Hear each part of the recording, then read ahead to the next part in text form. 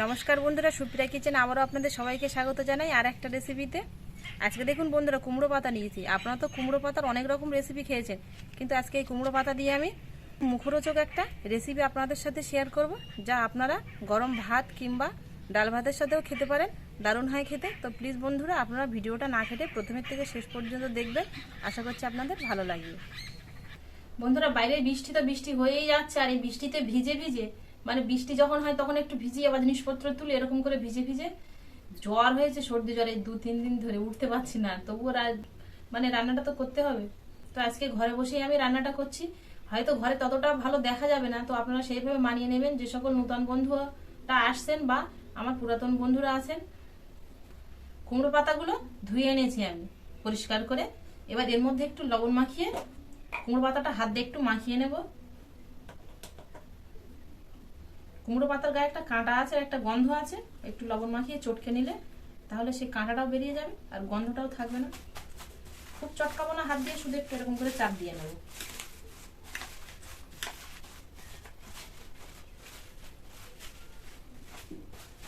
খুব চাপ দিলে আবার পাতাগুলো একেবারে নষ্ট হয়ে যাবে। আস্তে আস্তে পাতা থাকার দরকার রেসিপিটা বানানোর জন্য।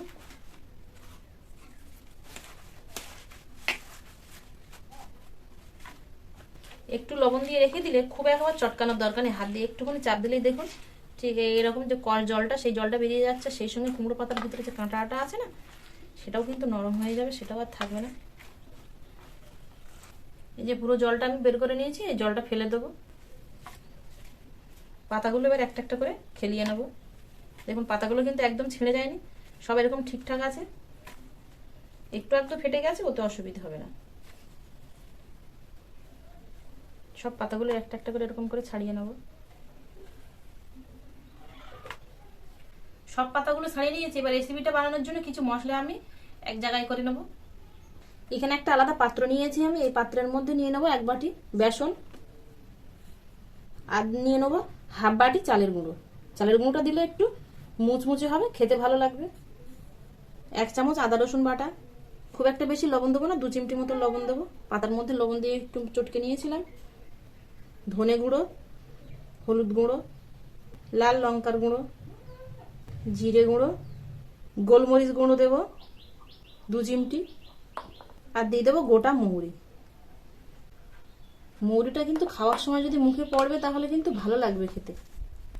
এবার জল দিয়ে একটা ব্যাটার বানিয়ে নেবো। তবে একেবারে গাঢ় বানাবো না, আবার একেবারে হালকা বানাবো না, বেশ মিডিয়াম থাকবে, এরকম ব্যাটার বানিয়ে নেবো।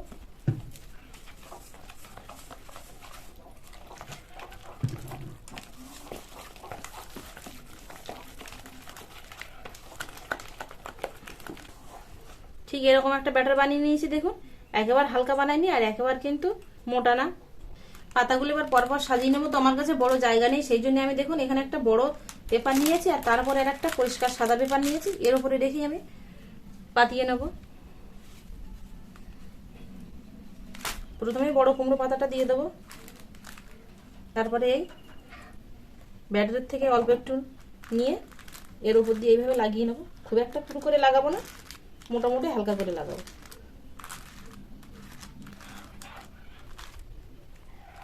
এরকমই হালকা করে লাগিয়ে নিয়েছি। এবার এর উপরে আমি আরেকটা পাতা দিয়ে দেবো।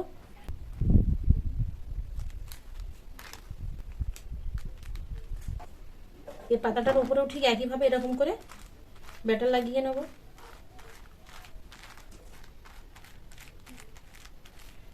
এর উপরে আরেকটা পাতা বসিয়ে দেবো, ঠিক পরপর একইভাবে এরকম করে সাজিয়ে নেব পাতাগুলো।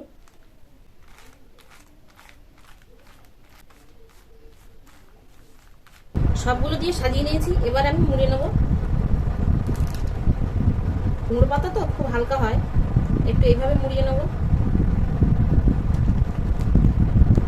আর এটা একটু এইভাবে মুড়িয়ে নেব।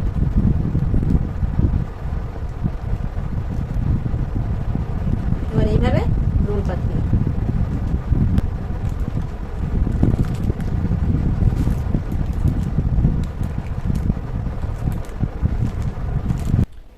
পাকিয়ে তো নিয়েছি। এবার আমি এখানে দেখুন একটা কাঁথা সেলাই করা সুতো নিয়েছি, সাদা সুতো। তো আপনারা যে কোনো সুতির সুতো নিতে পারেন, আর নইলে হাতের কাছে যদি কলার ছোট থাকে তো কলার ছোট নিতে পারেন। এই সুতোটা দিয়ে বেঁধে নেব। এমনি ছাড়িয়ে যাবে না, কারণ কুমড়ো পাতা নরম হয়ে গেছে, তবু যদি ছাড়িয়ে যায় তাই একটু বেঁধে নেবো।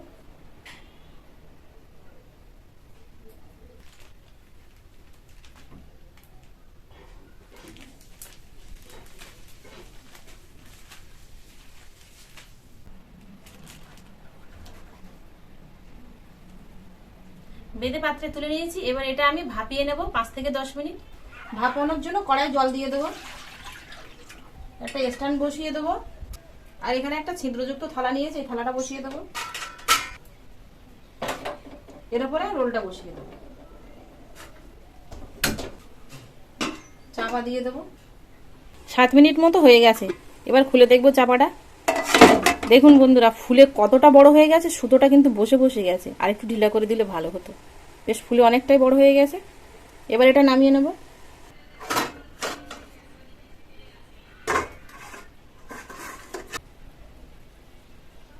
এখন তো খুব গরম, একটু ঠান্ডা হতে দেবো 5 মিনিট, তারপরে আবার আসছি। ঠান্ডা হয়ে গেছে, শক্ত হয়ে গেছে ঠান্ডার পরে। কিন্তু দেখুন, এবার পিস পিস করে কেটে নেব। সাইডগুলো আপনারা যদি মনে করেন তাহলে একটু একটু করে কেটে বাদ দিতে পারেন, কিন্তু আমি আর বাদ দেবো না, আমি এইভাবেই কেটে নেব।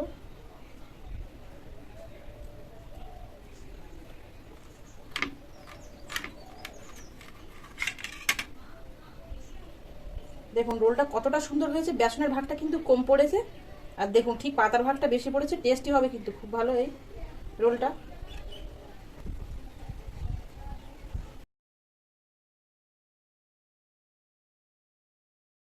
আমার পুরানো বন্ধুদের অনেক অনেক ধন্যবাদ জানাই আমার সঙ্গে থাকার জন্য। যে সকল বন্ধুরা আমার ইউটিউব চ্যানেলে এখনো পর্যন্ত নতুন, আপনাদের অনেক অনেক স্বাগত জানাই আমার চ্যানেলের তরফ থেকে। আপনাদের কাছে যদি আমার রেসিপিগুলো ভালো লেগে থাকে তাহলে প্লিজ বন্ধুরা চ্যানেলটিকে সাবস্ক্রাইব করবেন। বেশি কিছু বলার দরকার নেই বন্ধুরা, কমেন্টে শুধু একটু ভালোবাসার ছোঁয়া দিয়ে গেলেই হবে, তাহলেই আমি বুঝতে পারবো যে আমার বন্ধুরা এসেছিল। তবে কি জানেন বন্ধুরা, একটু ধৈর্য ধরতে হবে, ধৈর্যের কিন্তু অশেষ গুণ। তো আপনারা কমেন্ট করে যাবেন, আশা রাখছি আপনাদের কমেন্টের উত্তর আমি সময় মতো ঠিক দেব।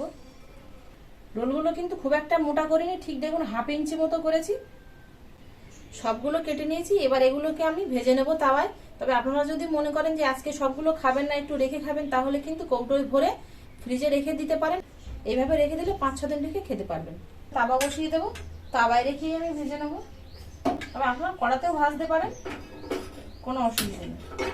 তাওয়াতে হলে সুবিধা হয় কি যে সবগুলো একসাথে ভাজা যায়, আর কড়াইতে 2-5টা দিলে তারপরে আবার ভাজতে হবে ডবল করে, সেই জন্য। তাওয়াটা খুব ভালো করে গরম করে নিয়ে তারপরে আমি সর্ষের তেল দিয়ে তাওয়ার চারি সাইডে সর্ষের তেলটা মাখিয়ে নিয়ে তারপরে আমি এই কুমড়োর পাতা রোলটা দিয়ে দিয়েছিলাম। সবগুলোই একটা তাওয়ার মধ্যে সবগুলো ধরে গেছে। তো আপনারা প্রথমে তাওয়াটাকে গরম করে নেবেন, নইলে কিন্তু বেসন দেওয়া তো, তাওয়াটা যদি গরম না থাকে তাহলে কিন্তু তাওয়ার গায়ে লেগে যাওয়ার ভয় থাকবে। ওই সময়টা আমার ফোনটা বন্ধ ছিল, সেই জন্য আমি আর সেই সময়কার ভিডিওটা আপনাদের সাথে শেয়ার করতে পারলাম না। উপর দিয়ে একটু সর্ষের তেল দিয়ে দেবো। উল্টে পাল্টে রোলগুলো 4 থেকে 5 মিনিট ভেজে নেব মিডিয়াম থেকে লো আঁচে। খুব জোরে জাল দেবো না, তাহলে কিন্তু পুড়ে টপ করে কালো হয়ে গেলে তখন আর ভালো লাগবে না, টেস্টটাই থাকবে না পাতার। রোলগুলো সব দেখুন এরকম করে ভেজে নিয়েছি। দেখুন বন্ধুরা, দেখতে কতটা সুন্দর লাগছে, কতটা লোভনীয় হয়েছে। হালকা এরকম লাল কালার আসলেই নামিয়ে নেব, খুব একটা পুড়িয়ে ভাজার দরকার নেই। রোলগুলো সব ভেজে নিয়েছি। তো বন্ধুরা, আমার এই রেসিপিটা কেমন লাগলো অবশ্যই কিন্তু আপনারা আগেই বলেছি যে কমেন্টে জানাবেন। আর যদি ভালো লাগে তাহলে আমার পরবর্তী ভিডিও সবার প্রথমে দেখার জন্য পাশে থাকা বেল আইকনটি ক্লিক করে দেবেন। আর একটা কথা আপনাদের বলে দেই, এটা তো পাতারই চপ, তো আপনারা যদি মনে করেন তাহলে বেসনের মধ্যে 1 চামচ পরিমাণ চিনি দিতে পারেন, তাহলে কিন্তু স্বাদটা আরো ভালোভাবে মনে হয় আমার। কিন্তু আমার সে দিতেই আমি ভুলে গেছি, সেই জন্য আপনাদের বলে দিলাম যে আপনারা যদি মনে করেন তাহলে দিতে পারেন বেসনের মধ্যে। এতক্ষণ আমার সঙ্গে থাকার জন্য আপনাদের অনেক অনেক ধন্যবাদ। আবারও দেখা হচ্ছে আপনাদের সাথে পরে নতুন কোনো রেসিপিতে। ততক্ষণ আপনারা সবাই ভালো থাকবেন ও সুস্থ থাকবেন।